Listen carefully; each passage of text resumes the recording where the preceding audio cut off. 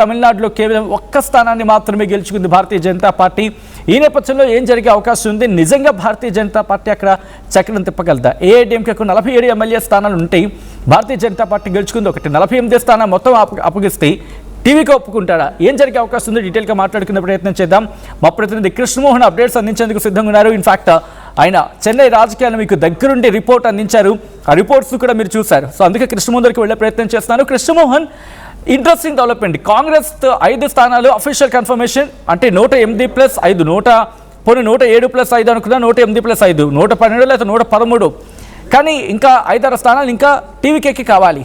కానీ ఇక్కడ ఏఐడిఎంకే చేరుతుంది. ఏఐడిఎంకేను ఇక్కడ తన నుంచి అంటే భారతీయ జనతా పార్టీ విడిచిపెడుతోంది, టీవీకి జతకట్టేందుకు సిద్ధం చేస్తోంది అనే చర్చ జరుగుతున్న క్రమంలో ఈజ్ ఇట్ పాసిబుల్? అది జరిగే అవకాశం ఉందా? అండ్ టీవీకే ఏఐడిఎంకేతో మద్దతు కడుతుందా? డెఫినెట్ గా టీవీకేకి కొంత ఈరోజు గవర్నర్ దగ్గరికి వెళ్ళారు, కలిసి ప్రయత్నం చేస్తారు, ఆయనతో మాట్లాడుతున్నారు. ఆయనతో పాటు చాలా మంది సీనియర్స్ కూడా వెళ్ళారు. అయితే ఇప్పుడు కొంత ఆసక్తికరమైన చర్చ అయితే జరుగుతుంది. అంటే 108 స్థానాలు ఉన్నప్పుడు మరో 5 స్థానాలు కాంగ్రెస్ అఫీషియల్ గా ఈరోజు ఎమ్మెల్యేలు కూడా విజయాన్ని గెలిచారు. విజయ్ మహిళ కంటవాళ్ళు చేశారు, ఆయన అభినందించారు. సో వాళ్ళ లిస్టు అంతా కూడా కలిపితే 112 ఎమ్మెల్యేలు వాళ్ళ ఉన్నారు. సో ఆయన మ్యాజిక్ ఫిగర్ కావాల్సింది 118. అయితే స్పీకర్ ఇక్కడ కొంత మెలికి పెట్టే పరిస్థితి అయితే కనబడుతోంది. స్పీకర్ ప్రభుత్వం ఏర్పాటుపై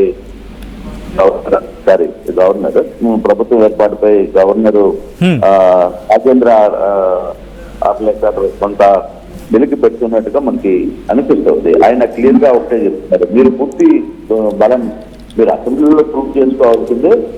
ప్రూవ్ చేసుకున్న తర్వాత ఫర్దర్ గా మీరు బయట నుంచి నిలుచుకుంటారా, సపోర్ట్ లేదు ఇంట్లో పార్టీలో చేర్చుకుంటారా లేదా అనేది పక్కన పెడదాం. కానీ మీ బలం మాత్రం మీరు అసెంబ్లీలో నిజం చేసుకోవాల్సిందే, రుజువు చేసుకోవాల్సిందే అనేది చాలా క్లియర్ గా ఆయన చెప్తున్నారు.